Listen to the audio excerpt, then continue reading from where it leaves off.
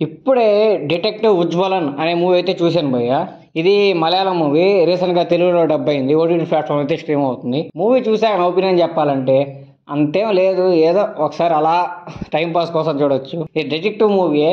కానీ నాకు ఆ మూవీ చూస్తుంటే ఆ ఫీలింగ్ అయితే కలగలేదు. స్టోరీ అంతా ఓకే భయ్య. వాళ్ళు అనుకుంది బాగానే ఉంది. ట్విస్టులు కూడా బాగానే ఉన్నాయి. కానీ స్క్రీన్ ప్లే భయ్య అస్సలు నచ్చలేదు నాకు. ఎంత ఇంటెన్సిటీ పెట్టొచ్చు అంటే స్క్రీన్ ప్లే చాలా స్లోగా తీసుకెళ్తాడు. వాళ్ళు ట్విస్ట్ రివీల్ చేస్తున్నా సరే మనకు మరి ఇది ట్విస్ట్ కదరా, మనం షాక్ అవ్వాలి కదరా అన్న ఫీలింగ్ అయితే రాదు. వాళ్ళు ట్విస్ట్ చెప్పేశాక రే ట్విస్ట్ బాగానే ఉంది కానీ మనం ఎందుకు ఫీల్ కాలేకపోతున్నాం అనే ఫీలింగ్ అయితే మనకు వస్తుంది అనమాట. మూవీ ప్లాట్ ఏంటంటే భయ్య, ఒక ఊరు ఉంటుంది. ఆ ఊర్లో ఎంతవరకు క్రైమ్ రేటే ఉండదు. కానీ సడన్ గా ఆ ఊర్లో మర్డర్స్ అనేవి స్టార్ట్ అవుతాయి. ఆ మర్డర్స్ ఎవరు చేస్తున్నారు, ఎందుకు చేస్తున్నారు అనే రీజన్ ని కనుక్కోవాలన్నమాట. దాన్ని డిటెక్టివ్ ఉజ్వలన్ గారు ఇంకొక పోలీస్ ఆఫీసర్ కలిసి కనుక్కుంటారు అనమాట. ఫస్ట్ లో వాళ్ళిద్దరి మీదకి కొన్ని ఈగో క్లాషెస్ ఉంటాయి. కాబట్టి ఈగో క్లాషెస్ ఎలా ఉంటాయి, ఎందుకు ఏర్పడింది, ఈగో క్లాషెస్ లో పడి వాళ్ళు ఆ హంతకుడిని ఎలా వదిలేశారు, వాళ్ళు పట్టుకున్నారా లేదా, వాళ్ళిద్దరు కలవడానికి మళ్ళీ మెయిన్ రీజన్ అయింది, కలిసి ఎలా పట్టుకున్నారు, పట్టుకుంటే నిజమైన హంతకుడు అత్తడేనా కాదా అని చెప్పి ఇలా అన్ని ప్లాట్లు అయితే కవర్ చేశారు. ఏదో అలా చూస్తూ ఉంటాం, పోతూ ఉంటుంది.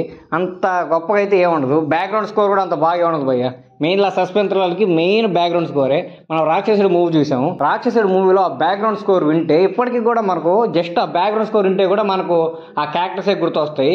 అంత ఇంపార్టెంట్ ఇలాంటి డిటెక్టివ్ మూవీస్కి ఆ బ్యాక్గ్రౌండ్ స్కోర్ అనేది.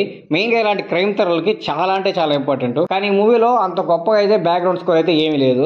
ఇంకా విలన్ యాక్టింగ్ అంటారా, ఆ విలన్ని ఎప్పుడో క్లైమాక్స్లో పట్టుకుంటారు కదా, ఆ రివీల్ చేశాక ఏమనిపింది నాకైతే ఆ విలన్ చూశాక. కానీ చైల్డ్హుడ్ లైఫ్ లో చాలా క్రూయల్ గా చూపిస్తారు విలన్ ని. అంత క్రూయాలిటీ ఉన్న విలన్ పెద్ద అయ్యాక అంటే ఎవరన్నా చంపాక గానీ ఆ ఫేస్ లో కొంచెం క్రూయల్నెస్ అనేది కనపడాలి. కానీ ఇక్కడ క్రూయల్నెస్ అంటూ ఏం కనపడదు. ఏదో అలా పట్టుకున్నారు, అరెస్ట్ చేశారు, సినిమా అయిపోయినట్టు ఉంటుంది. మెయిన్ గా కొన్ని సీన్స్ అయితే బాగా నచ్చాయి భయ్య. వాడిని ఎలా పట్టుకున్నారు ఒరిజినల్ కాదని ఎలా కనుక్కున్నారు అన్న సీన్స్ అయితే చాలా బాగా అనిపించింది. అంతకుమించి ఈ సినిమా గురించి చెప్పుకోవడానికి అంత గొప్ప విషయాలు అంటూ ఏమీ లేవు. ఓటీటీ ప్లాట్ఫామ్లో స్ట్రీమ్ అవుతుంది, ఫ్రీయే కదా. కాబట్టి ఎప్పుడైనా ఖాళీ టైం ఉన్నప్పుడు చూడాలనుకుంటే చూడండి.